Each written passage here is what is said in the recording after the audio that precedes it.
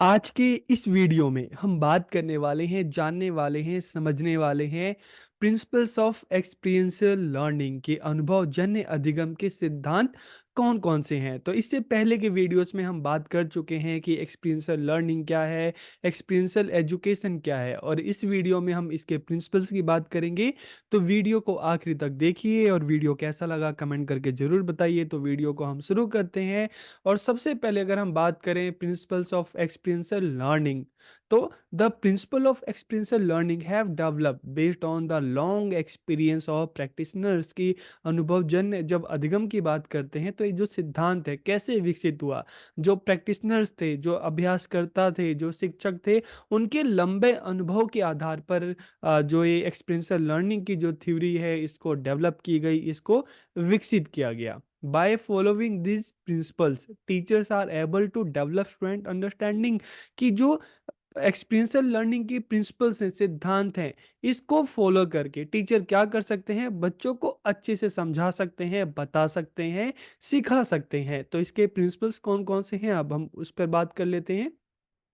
सबसे पहले इन पॉइंट्स को हम देख लेते हैं, फिर एक एक करके इन पॉइंट्स पर हम बात करेंगे, डिस्कस करेंगे।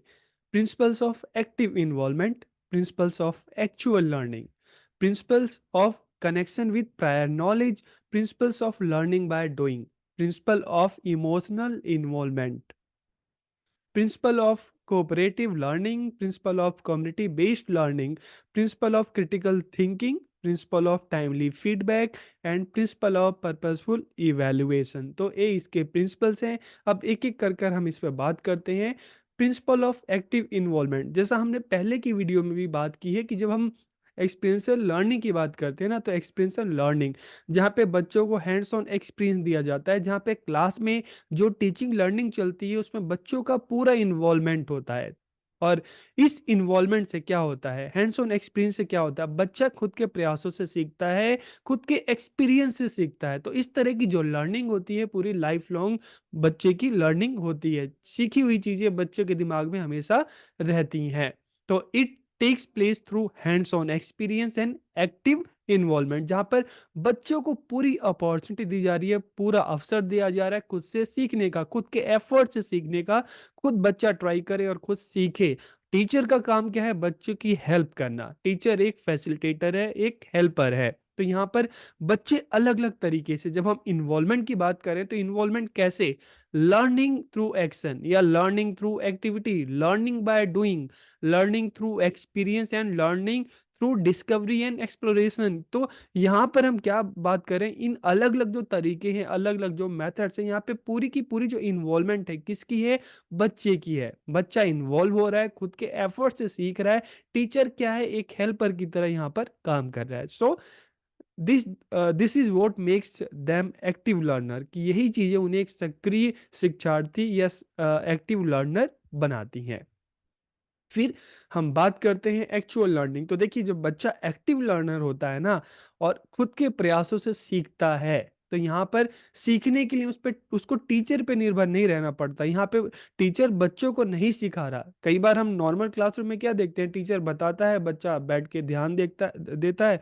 कुछ बच्चों को नींद आ रही होती है, कुछ बच्चों का उसमें इंटरेस्ट नहीं होता क्योंकि उसमें बच्चों का रोल होता ही नहीं। लेकिन जब हम यहाँ पर बात करें, एक्सपीरियंशियल लर्निंग की बात कर रहे हैं, तो यहाँ पे जब लर्निंग एक्टिव है, बच्चे ही एक्टिवली इन्वॉल्व हो रहे हैं क्लास में, तो जो वो सीख रहे हैं ना, जब लर्निंग बच्चा अपने खुद के एफर्ट से सीख रहा है, तो जो लर्निंग किस तरह से हो रही है, एक्चुअल लर्निंग हो रही है। क्योंकि जो एक लर्निंग का, एक सिखाने का जो पर्पज है कि बच्चों की जो अंडरस्टैंडिंग और डेवलप हो, वो जो पर्पज है यहाँ पर फुलफिल हो रहा है।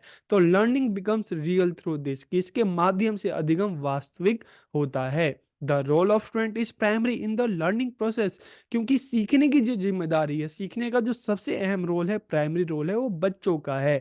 टीचर का रोल यहाँ पर सेकेंडरी होता है। तो यहाँ पर बच्चा अपने खुद के प्रयासों से सीख रहा है। It helps learner to understand the content better, इससे बच्चा जो है कंटेंट को बहुत ही अच्छी तरीके से सीख रहा है। तो यहाँ पर हम देखते हैं this makes learning real, authentic and exciting.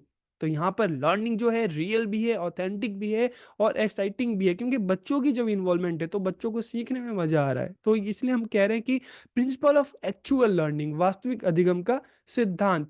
और फिर हम बात करते हैं principle of connection with prior knowledge कि पूर्व ज्ञान से जुड़ाव का सिद्धांत। अक्सर जब आप टीचिंग प्रैक्टिस में भी, स्कूल में भी जाएंगे ना, तो आपसे कहा जाएगा कि जब भी आप कुछ पढ़ाओ तो पढ़ाने से पहले जो भी आप पढ़ाने वाले हो ना, तो उससे रिलेटेड बच्चों की प्रीवियस नॉलेज क्या है, आप उससे बच्चों से क्वेश्चन पूछो। मान लो आप लैंग्वेज के टीचर हो, तो लैंग्वेज में हमारा मेन पर्पस क्या होता है कि बच्चा चीज़ों के बारे में जाने, बोल सके, सही से सुने, सही से बोले, सही से लिख सके। तो क्लास में आप जाओ तो आमतौर पे हम देखते हैं कि बच्चे के डेली लाइफ के अपने एक्सपीरियंस होते हैं, तो आप बच्चों को पूरे चांस दो कि हाँ, आपने जो भी आपका एक्सपीरियंस रहा है आप उसको बताओ, आप सबके सामने आके बताओ, आप बोल के बताओ, आप कुछ लिखो, उसको सबके सामने आप एक्सप्लेन करो। इसी तरह से आप अगर बच्चों को सोशल साइंस पढ़ा रहे हो, तो सोशल साइंस में हम ज्योग्राफी पढ़ते हैं, हम सिविक्स पढ़ते हैं, हम हिस्ट्री पढ़ते हैं।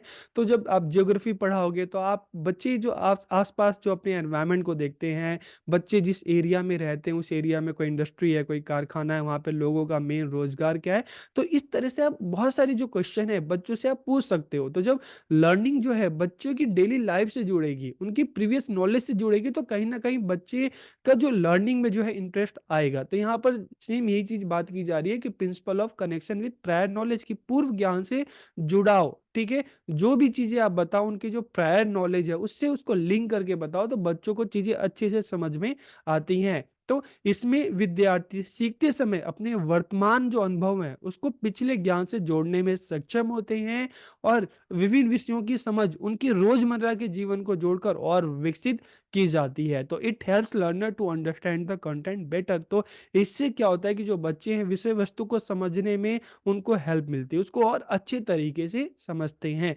तो इसीलिए कभी भी बच्चों को सिखाना चाहिए, उनको बताना चाहिए, तो जो भी सिखाओ उनकी वो डेली लाइफ से उनकी जो प्रायर नॉलेज है उससे लिंक करके बच्चों को पढ़ाया जाए, बच्चों को चीज़ों को सिखाया जाए।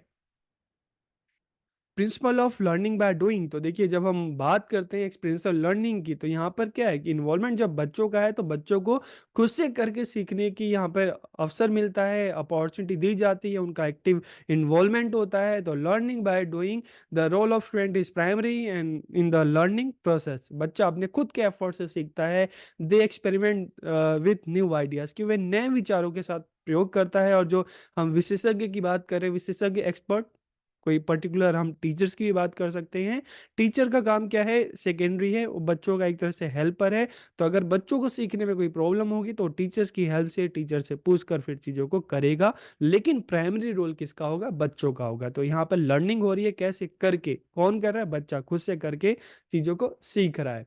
और देखिए जब हम प्रिंसिपल ऑफ इमोशनल इन्वॉल्वमेंट की बात करते हैं ना, तो देखिए जब क्लास में लर्निंग की रिस्पॉन्सिबिलिटी बच्चों की होती है, उनकी पूरी इन्वॉल्वमेंट होती है, बच्चों की सीखने की जिम्मेदारी उन पे खुद की होती है, बच्चा खुद के एफर्ट से सीखता है। चाहे हम लर्निंग बाय डूइंग की बात करें, चाहे हम डिस्कवरी की बात करें, हम रिसर्च की बात करें, तो देखिए जब आप खुद के एफर्ट से सीखते हैं ना, जब आपके उसमें एफर्ट्स लगते हैं, तो कहीं ना कहीं आपका उसमें इमोशन भी जुड़ जाता है। हम कहते हैं ना, पूरे तन मन से आप उसमें लग जाते हैं। तो यहाँ पर आपके इमोशंस भी जुड़ जाते हैं। इमोशंस कब नहीं जुड़ते, जब मेन जो रोल होता है टीचर का होता है, टीचर पढ़ा रहा है, बच्चे सुन रहे हैं, तो यहाँ पे कोई इमोशन नहीं जुड़ेगा। लेकिन जब आप खुद से प्रयास कर रहे हैं, खुद से एफर्ट्स कर रहे हैं, तो वहां पर आपके इमोशंस भी जुड़ जाते हैं। एग्जाम्पल के लिए मान लो आप अपने स्कूल में किसी कंपटीशन में गए, आप कंपटीशन स्पोर्ट्स का भी हो सकता है, अलग अलग डांस के भी हो सकते हैं, इस तरह के आप कंपटीशन में गए, आपने बहुत मेहनत की, और वहाँ पे मान लो अगर आप फर्स्ट आए, तो कहीं ना कहीं फिर आप इतनी बहुत ज़्यादा खुशी मिलती है, और कहीं ना कहीं आंसू निकलने लगते हैं उस खुशी के, क्योंकि उसके पीछे आपका एफर्ट्स रहा है। अगर आप नहीं भी आए तब भी आप बहुत परेशान हो जाते हो। तो कहीं ना कहीं जब लर्निंग आपकी अपनी रिस्पॉन्सिबिलिटी होती है ना, तो वहाँ पर इमोशंस भी जुड़ जाते हैं। और जब चीज़ों में हमारे इमोशंस जुड़ जाते हैं ना लर्निंग में, तो हम उसको दिल से सीखते हैं। प्रिंसिपल ऑफ कोऑपरेटिव लर्निंग, यहाँ पे सब मिलकर काम कर रहे हैं, बच्चे आपस में एक दूसरे के साथ मिलकर काम कर रहे हैं, बच्चों की हेल्प टीचर करें, तो पूरी क्लास में एक ऐसा माहौल होता है कोऑपरेटिव लर्निंग, जहाँ पे एक ग्रुप में हम काम करते हैं, एक दूसरे के साथ मिलकर काम करते हैं। तो learners work together as a team on real life issues, की शिक्षार्थी वास्तविक जीवन के मुद्दों पर एक समूह के रूप में मिलकर काम करते हैं। They take share responsibility for the outcome, की वे परिणाम के लिए साझा जिम्मेदारी लेते हैं। Working in team enhances their capacity to learn and create. They learn how to appreciate and favor diversity, कि वे विविधता की सराहना करना और उसका लाभ उठाना सीखते हैं। तो यहाँ पर जब हम बात कर रहे हैं एक्सपीरियंशियल लर्निंग में, तो यहाँ पर क्या आता है, कोऑपरेटिव लर्निंग, जहाँ पे सब मिलकर एक दूसरे के साथ काम करते हैं, सीखते हैं। अब principle of community based learning की समुदाय आधारित अधिगम, तो यहाँ पर हम देख रहे हैं कि समुदाय की स्कूल में इन्वॉल्वमेंट होती है, स्कूल की सोसाइटी में इन्वॉल्वमेंट होती है।